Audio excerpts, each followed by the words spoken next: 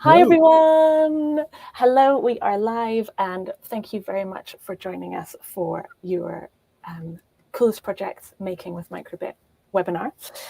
We've got lots to get through with you today. We are going to have some fun looking at all the different things we can do with a microbit to make some amazing projects for Coolest Projects. I'm going to start with a little introduction to what Coolest Projects is and what we do. And the very first thing to start with is my name is Helen. Hello, I work at the Raspberry Pi Foundation and I am the program manager for Coolest Projects. And I'm here with Nick. Hello. Nick's going to be working us through some amazing microbit making today, so you'll have a little chance to get hands-on. So the first thing we wanted to say when we get started is just welcome to Coolest Projects and our brand new Coolest Projects season. So if you don't know already, Coolest Projects is the Raspberry Pi Foundation's big celebration of young people and the amazing things that they make with code. It is an open showcase, and anyone up to the age of 18 can enter Coolest Projects to show the incredible digital creations that they've made. We have an annual online showcase, and registration for that has literally just opened today. So 14th of February, registrations are now open. So young people from anywhere in the world can join to show their projects, share what they've made, get some amazing certificates and swag. So it's, yeah, that's very exciting and open today. And we also have some in-person events happening around the world, which we'll chat you through as well. So just a quick recap of Coolest Projects and how it works for those of you who might not know. We have got young people who can create a digital project from scratch or make something brand new, enter something that they've already made and are proud of. And they can enter individually or in teams of up to 5. And you can enter projects in one of 6 categories. So we've got Scratch, web, games, mobile apps, hardware, and advanced programming. So really all that means is if you've made something digital, it has a home in Coolest Projects. Projects are really welcome at all levels. So beginner to advanced and everything in between. And they really don't have to be complete to be submitted. We love seeing prototypes, works in progress. So whatever ideas you and the young people you work with have, they have a place in Coolest Projects. So that's how it works. And here are the fun opportunities that are coming up. So we have got our Coolest Projects online showcase, which registration opens today. And we also have in-person events happening in some countries. So if you're in Ireland, Belgium, the UK, there's an event coming to you soon. We've also got a brand new Coolest Projects event coming in Ghana, run by Code Club Ghana this year, which is really exciting, and lots more to be confirmed. And the best way to find out what's happening and if there's an in-person event near you is that on the Coolest Projects website, so coolestprojects.org, you'll see there's a newsletter sign up. So if you're looking for events near you, sign up to the newsletter and we'll let you know what's happening that you can join in. But mainly, the online showcase is open to everyone up to age 18 anywhere in the world. So there are lots of things to get involved with, and that's open today. So before we get started, it's nice to see that some of you are joining us. If you want to put where you're joining from in the chat, say hi to us. We know people join Coolest Projects from all over the world, so it's nice to see you. Hello from Coda Dojo. Who have we got joining us? Hi, Akshat. Codeness Punjab, thank you for joining us today. It's nice to see you all online. So you'll see, you're joining us live on YouTube, you'll see that the comments are open.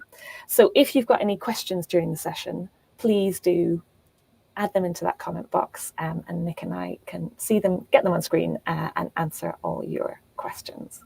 So thank you very much for joining us today. So when we're thinking about Coolest Projects, there's this opportunity, there's a lot that you can do from anywhere in the world. And you might be thinking, what can I enter? And honestly, almost anything you like. If it's a digital project, it has a home in Coolest Projects. And that means that there's so many different things you could do. So today we are going to take a look at microbit specifically, so that we can have a look at some of the fun projects that you can make. And we thought we would start by showing you some of our favorite microbit projects from previous years. So we've had lots of amazing microbit projects and coolers projects before. We've got a very fun one that I'm going to show you just now, which is made by Gabriel from Kododojo in South Africa, who used microbit to make an amazing remote control car. Hello, my name is Gabriel. I'm 11 years old and I'm from Cape Town, South Africa. My coolest project is a remote control microbit buggy.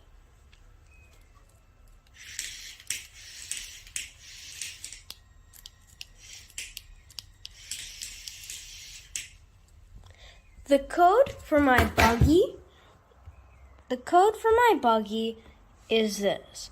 As you can see, it receives the different commands from the control and it acts on those commands to move the little buggy around. This is my code for the controller. Based on the buttons I press, it moves forward, right, and left. This is an example.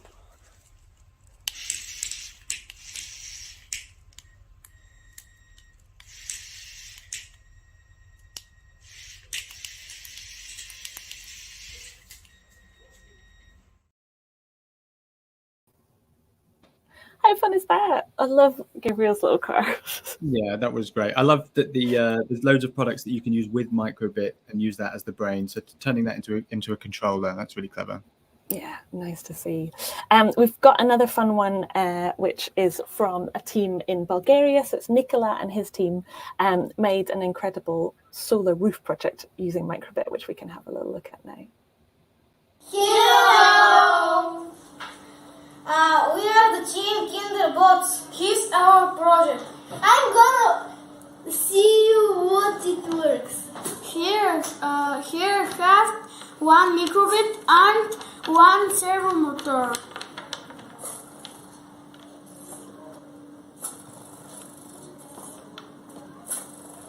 Look and see the code.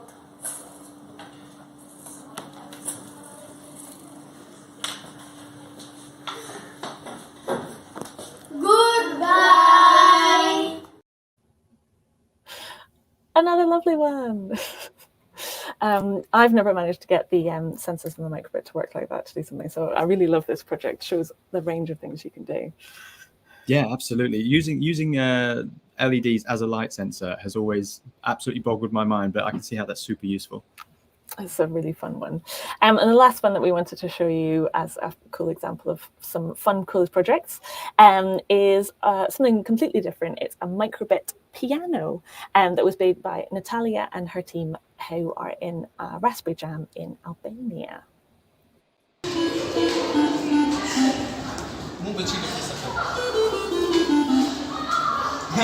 Super Mario.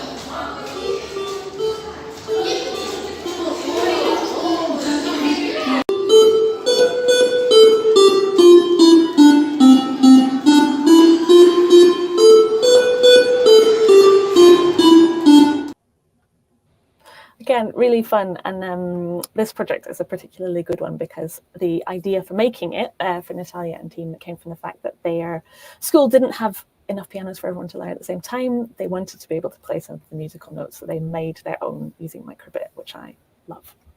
Yeah, I love to see people using like just really cheap materials, whatever you've got lying around, as a coding project. I think that's amazing. A bit of tinfoil and cardboard is great. Yeah, tinfoil and cardboard, there's nothing you can't do with a microbit. Yeah, thank you, Extra, in the chat, just saying it's a wonderful project. Yeah, I love that one too. It's really fun.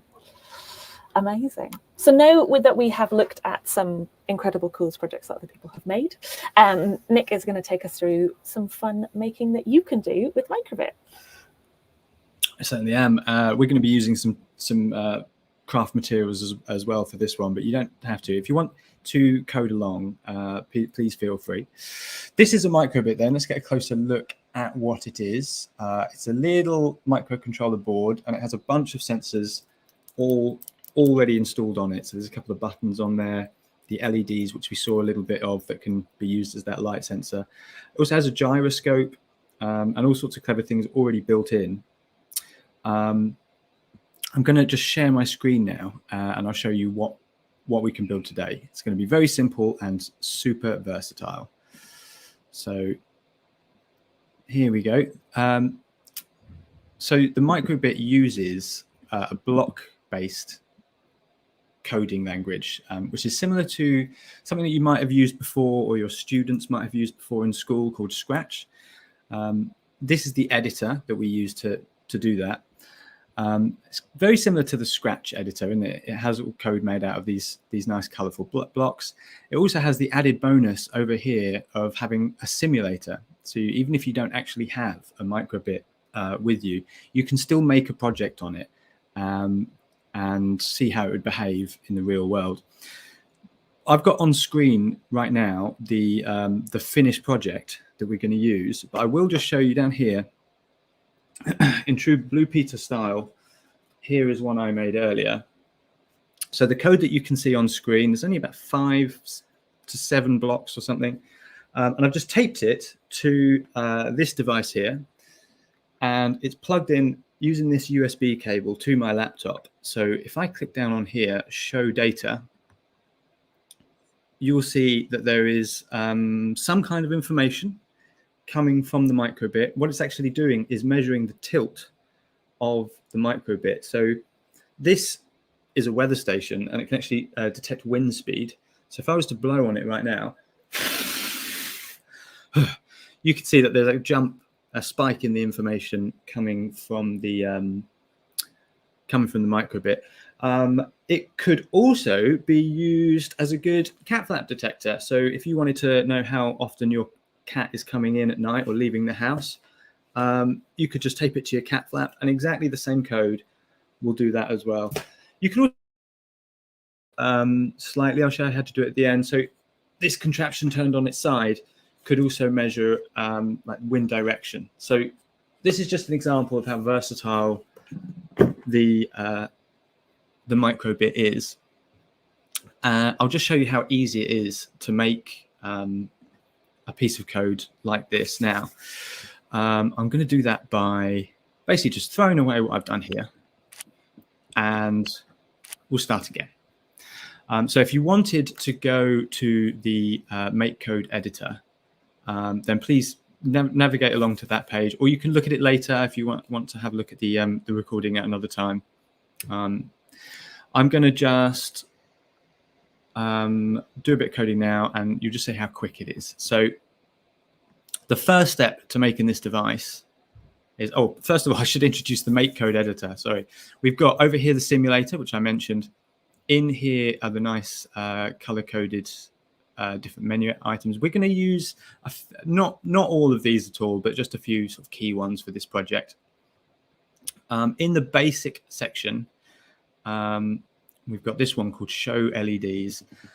And the first thing I want this microcontroller project to do is I want to know when it's loaded onto the device, I want to know that it's actually on. So I just want one LED just to turn on. And you can just see on the simulator now I've done that. I'm going to put that in start. So when the microcontroller is first powered up, anything in this on start button is going to happen. And that's just going to turn one LED on. So now I know that the program is running. For the rest of the program, I'm going to put it in this forever block. And that just means that code will just run forever, not just the first time it powers up, but forever. What I'm going to measure now, in order to get the tilt of the microbit measured, I'm going to make what's called a variable.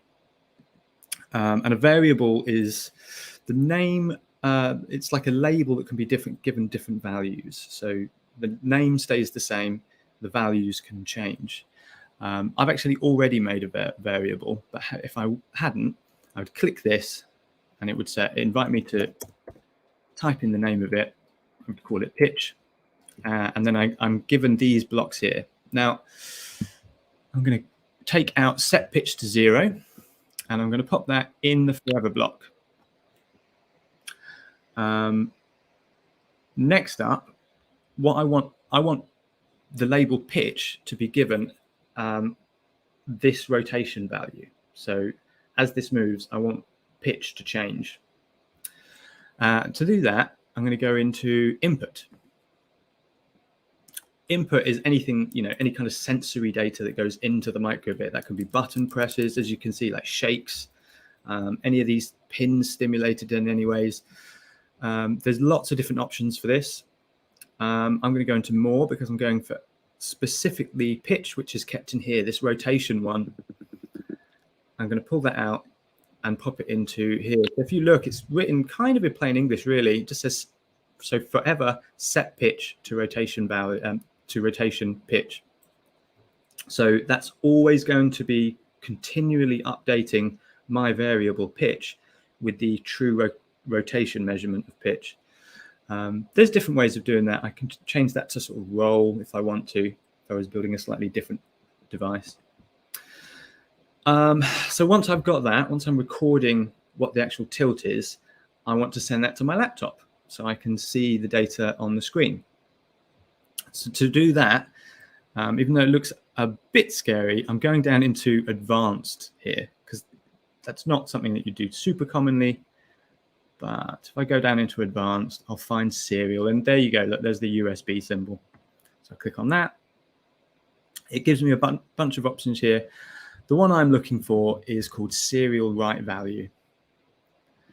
Serial is just the name of the communication channel into the USB device. So I'm going to get this and put it under forever. I want to write, I don't want to say what X is, I want to say what the pitch is. So I'm just going to change that so it shows up on my graph and it's a bit more understandable. Now, as this stands, this would forever be sending that pitch equals 0. That's not what I want it to say. I want it to say that pitch is whatever the actual pitch is.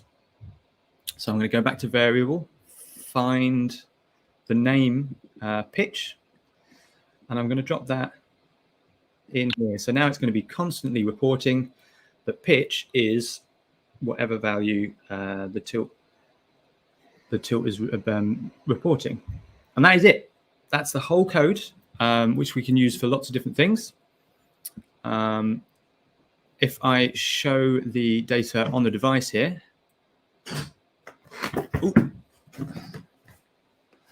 we've got, it's just come apart in my hand, don't worry. You can see the tilt as this goes up. You can see that the pitch data is changing on screen, and you can see in the bottom corner there the actual numbers changing as well. I did say that I would show you how you could use this as a like wind direction monitor as well.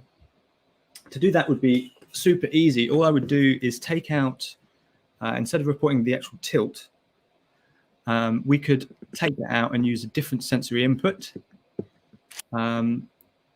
Back in input, back in more. There's another one here called, where's the compass one?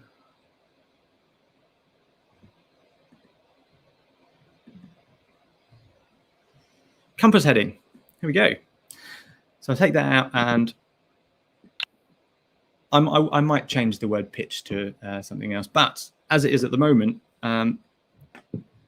now it's reporting which direction it's changing. So as I move it around, you could tell, you use that as a sort of a wind direction meter. And that's it. It's as simple as that. It's super versatile. You can change you can change any of those things to alter the device. There's lots more blocks to choose from, and really your imagination on that is the only limit. Like, if you can think of it, you can build it. And that's it. So, Helen. I love this. Thank you, Nick. I think it just shows you how much you can do with the microbit. We've got a couple of blocks of code. It's really straightforward, and actually you can make code that's running on a microbit that you can use a whole bunch of different ways. So just to say, there's absolutely loads you can do with microbit, and there are also loads and loads of resources out there to help you do it. So you'll see in the chat that I've just put in the instructions to this project itself. So if you weren't coding along and you want to go back and do it, something you think you could use, we've given you all the instructions to do that yourself. And there are a whole bunch of other places where you can get inspiration to do things in microbit. So one of the things I'd encourage you to look at is the Coolest Project Online showcase to search for previous microbit projects and get inspired. So the link is there, rpf.io/CP 2023 galleries. This is all the coolest projects that we had last year. And you can search in there for microbit, and there's a whole bunch of interesting stuff that you can do. And webinars like these, we're having this call for microbit, but we're also talking about Unity, Scratch, how to register. So there's a whole lot of support you can get there. And this is one I would definitely recommend. This is the Raspberry Pi project site. So the foundation has a huge number of resources and projects ready for you to pick up and use that you can do yourself. And there is, put a heart around it here because it's Valentine's Day, we have a whole microbit project path. I've got a short link here for you, so /make microbit. And that path gives you step-by-step instructions. There's a whole bunch of stuff that you can do there. And it just gives you a whole breadth of things you can do with a microbit. You also don't need the microbit itself, do you, Nick? You can make all these projects in the editor. That's right. Yeah, the editor is super handy for making things at home, and also if you just want to test things quickly. Yeah, super useful. Fantastic. If there are any questions, if you've got questions for Nick about how things work that you want to ask, we'll have a couple of minutes and you can pop them in the chat just now. Nick, my question is that the project that you showed us, we've got all the block-based coding for it. Is there a way of seeing what that would look like as written code? So can you toggle between the two? Yes, absolutely. I forgot to mention that. Block-based coding is really just a clever wrapper for text-based code. So if I go back into the editor here, we've made this out of just a few pieces of block code. But at the top, you'll see it says JavaScript. And if I click on there, I can also see what it would look like in Python. So if I click on either of these two options, it will actually, just takes a moment, it will actually show you what that code is in Python. So that's what it looks like in Python. Here's what it would look like in JavaScript. Very, very similar. So yeah, you don't have to use the block-based code to get a microbit working, but you can. It's a good sort of stepping stone, I think, between block and code. Yeah, I just think it's a really nice thing to do if you're working with young people and you're learners, you're doing it yourself, to build a project on microbit. Everybody understands what they're doing, and then actually you can show them that the transition from block-based code that might feel a bit more intuitive to writing in something like Python or JavaScript. It's just nice to see that it's there. Yeah, sometimes it's a challenge, really. If you make something as simple as that one and then say, right, if I know the 5 blocks that I need, can I learn those 5 blocks, and can I push myself to do the same thing in text-based code? Yeah, absolutely. Peter in the chat is just saying, our dojo, we work with microblocks. Yeah. Also it's a super handy way of getting into coding. It's very intuitive. It's kind of, they fit together like Lego bricks, and the shape of the block gives you a little clue about where those bits of code are appropriate to go. Yeah, microblocks, another great way of doing it. Any more questions, just pop them in the chat. But that should hopefully give you an idea of some things you could make in Enter to Coolest projects. The instructions, again, are in the chat. And we can send them out. So again, thank you, Peter. Just saying, kids really like this. Works live without building and transferring files. And Akshat's saying that he has showcased his projects on this channel. Ooh, amazing. As well. Yeah, one of my favorite things to do, favorite times of year, is to look through the Coolest Projects entries, especially the microbit ones. I mean, especially all of them, really, but the microbit ones, they're really like simple and easy to have a go at yourself. I do them with my son as well. Yeah, they're fantastic. And if you do enter projects to the online gallery, or you want to submit to Coolest Projects Online, and you've made something with microbit, it really is as simple as taking a very quick video like the ones that we saw at the beginning of the session. Could do it on your phone, super straightforward, under 2 minutes, and then you submit that and it goes in the online gallery for the world to see. Yes, the Make Code editor on your phone is such a handy thing. Amazing. I actually keep one of these in my coat pocket sometimes, because if you need a quick device and you can code it on your phone, it's just a handy thing. It can be whatever you need. If you need a 20-sided dice, you can code it up on your phone, and there you go. Microbit for everyone is, I think, what we're saying. It's really straightforward. It's out there. There are some brilliant resources. So we'd really recommend that you get involved. I don't think we've got any more questions coming in, but again, if you are interested in Coolest Projects, there's anything that you want to know, a bit of troubleshooting, you can email us on hello@coolestprojects, which I'll pop in the chat. And we're on hands. It's me, it's Nick, it's the team here, and we can help you out with anything that you're interested in. So I've put that in the chat just now. I think all that remains for us is to say thank you and our strong encouragement to start coding with microbit, because there's loads you can do. We hope you're inspired to get involved. This session is recorded from live, and then it's available at the same link to watch back on YouTube. So if you want to refresh your memory of those code blocks and what you can do with it, you can watch back, you can share it, and then there's the link to the project instructions as well that you can take and build upon. And we hope we see you making a whole bunch of interesting micro projects. Yes, projects. Yeah, we'd love to see what you do. Thanks so much for joining us. Email any questions to hello@coolestprojects.org, and it was lovely to see you today. Thanks, everyone. Bye, everyone. Bye.